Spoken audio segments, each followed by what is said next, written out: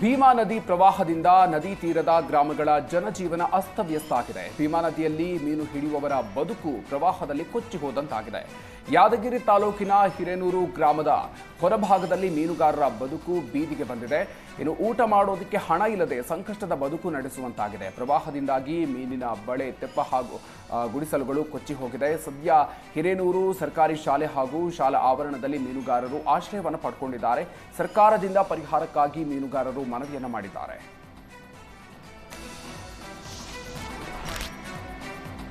ಚಿಕ್ಕೋಡಿ ಪಟ್ಟಣದ ತಾಯಿ ಮತ್ತು ಮಕ್ಕಳ ಆಸ್ಪತ್ರೆಯಲ್ಲಿ ಇಬ್ಬರು ಹೆರಿಗೆ ವೈದ್ಯರ ನಡುವಿನ ಮುಸುಕಿನ ಗುದ್ದಾಟದಿಂದ ಗರ್ಭಿಣಿಯರು ಪರದಾಡುವಂತಾಗಿದೆ. ಡಾಕ್ಟರ್ ಕಮಲಾ ಗಡೇದ್ ಹಾಗೂ ಡಾಕ್ಟರ್ ಜಯಲಕ್ಷ್ಮಿ ಮುಸಾಲೆ ನಡುವೆ ಖಾಸಗಿ ಆಸ್ಪತ್ರೆಯಲ್ಲಿನ ಸ್ಪರ್ಧೆ ವಿಚಾರವಾಗಿ ಮೊದಲಿನಿಂದಲೂ ಜಟಾಪಟಿ ಇದೆ. ಈ ಮೊದಲು ಬೇರೆ ಬೇರೆ ಸರ್ಕಾರಿ ತಾಲೂಕು ಆಸ್ಪತ್ರೆಗಳಲ್ಲಿದ್ದಂತಹ ಡಾಕ್ಟರ್ ಕಮಲಾ ಹಾಗೂ ಡಾಕ್ಟರ್ ಜಯಲಕ್ಷ್ಮಿ ಈಗ ಚಿಕ್ಕೋಡಿಯ ತಾಯಿ ಮತ್ತು ಮಕ್ಕಳ ಆಸ್ಪತ್ರೆಗೆ ನಿಯೋಜನೆಗೊಂಡಿದ್ದಾರೆ.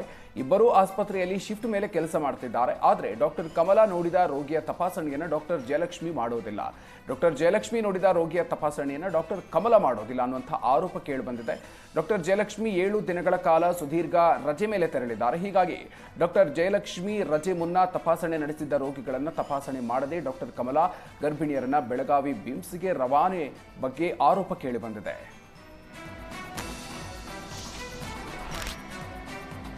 ಗಣಪತಿ ವಿಸರ್ಜನೆಯ ಸಂದರ್ಭದಲ್ಲಿ ಎಎಸ್ಐ ಮೇಲೆ ಹಲ್ಲೆ ನಡೆಸಿದ ಘಟನೆ ಭದ್ರಾವತಿಯ ರಬ್ಬರ್ ಕಾಡು ಗ್ರಾಮದಲ್ಲಿ ನಡೆದಿದೆ. ಕನಕ ಯುವಕರ ಸಂಘದ ಗಣಪತಿ ಮೆರವಣಿಗೆ ಸಂದರ್ಭದಲ್ಲಿ ಯುವಕರ ಗುಂಪು ಕೃಷ್ಣೇಗೌಡ ಅನ್ನೋರ ಮೇಲೆ ಹಲ್ಲೆಯನ್ನ ನಡೆಸಿದ್ರು. ಹಲ್ಲೆ ತಡೆಯೋದಕ್ಕೆ ಹೋದ ಎಎಸ್ಐ ಯಲ್ಲಪ್ಪ ಮೇಲೆ ಯೋಗೇಶ್, ಮಲ್ಲೇಶ್, ರಾಜೇಶ್, ನಂದೀಶ್, ಸಾಗರ್ ಅನ್ನೋರಿಂದ ಹಲ್ಲೆಯನ್ನ ನಡೆಸಲಾಗಿದೆ. ಹಲ್ಲೆಗೊಳಗಾದ ಎಎಸ್ಐ ಯಲ್ಲಪ್ಪ ಅವರನ್ನು ಆಸ್ಪತ್ರೆಗೆ ದಾಖಲಿಸಲಾಗಿದೆ. ಭದ್ರಾವತಿಯ ಪೇಪರ್ ಟೌನ್ ಪೊಲೀಸ್ ಠಾಣೆಯಲ್ಲಿ ಪ್ರಕರಣ ದಾಖಲಿಸಲಾಗಿದೆ.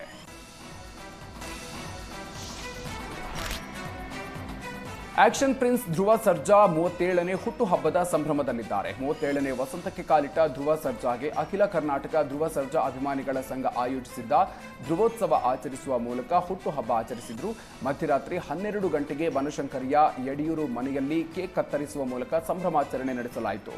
ಮಳೆಯ ಕಾರಣದಿಂದ ಸಂಭ್ರಮಾಚರಣೆ ಅಪೂರ್ಣಗೊಂಡರೂ ಕೂಡ ಧ್ರುವ ಸರ್ಜಾ ಅಭಿಮಾನಿಗಳ ಬಳಿ ಹೋಗಿ ಕೈಕುಲುಕಿ ಪ್ರೀತಿಯನ್ನು ತೋರಿದ್ರು. ನಟ ಧ್ರುವ ಸರ್ಜಾಗೆ ಶುಭಾಶಯ ಕೋರೋದಕ್ಕೆ ರಾತ್ರಿಯಿಂದಲೇ ಅಭಿಮಾನಿಗಳ ದಂಡು ಹರಿದು ಬರ್ತಾ ಇದೆ.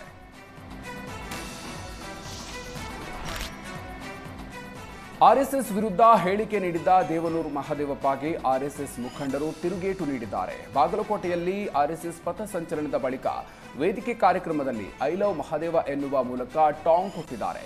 ಆರ್ಎಸ್ಎಸ್ ಪ್ರಾಂತ ಸಹ ಬೌದ್ಧಿಕ್ ಪ್ರಮುಖ ಆಗಿರುವ ರಾಮಚಂದ್ರ ಏಳಕೆ ಕಾರ್ಯಕ್ರಮದಲ್ಲಿ ಐ ಲವ್ ಮಹಾದೇವ ಅಂದಿದ್ದಾರೆ. ಬಳಿಕ ಮಹಾದೇವ ಅಂದ್ರೆ ಹರಹರ ಮಹಾದೇವ, ದೇವನೂರು ಮಹಾದೇವ ಅಲ್ಲ ಅಂತ ವ್ಯಂಗ್ಯವಾಡಿದ್ದಾರೆ. ಸಂಘದ ಘೋಷವಾಕ್ಯ, ಸಂಘದ ಧ್ಯೇಯವಾಕ್ಯ 100 ವರ್ಷದಿಂದ ಟೀಕೆ ಮಾಡಿದ್ರು ಕೂಡ ಸಂಘ ಬೆಳೀತಾ ಇದೆ.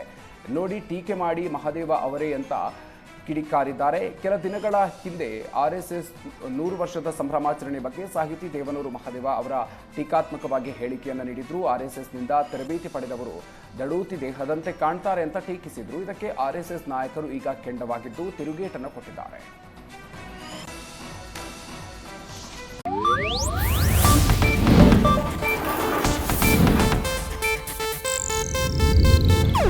ಇದು ಏಷ್ಯಾನೆಟ್ ನ್ಯೂಸ್ ನೆಟ್ವರ್ಕ್ ಪ್ರಸ್ತುತಿ.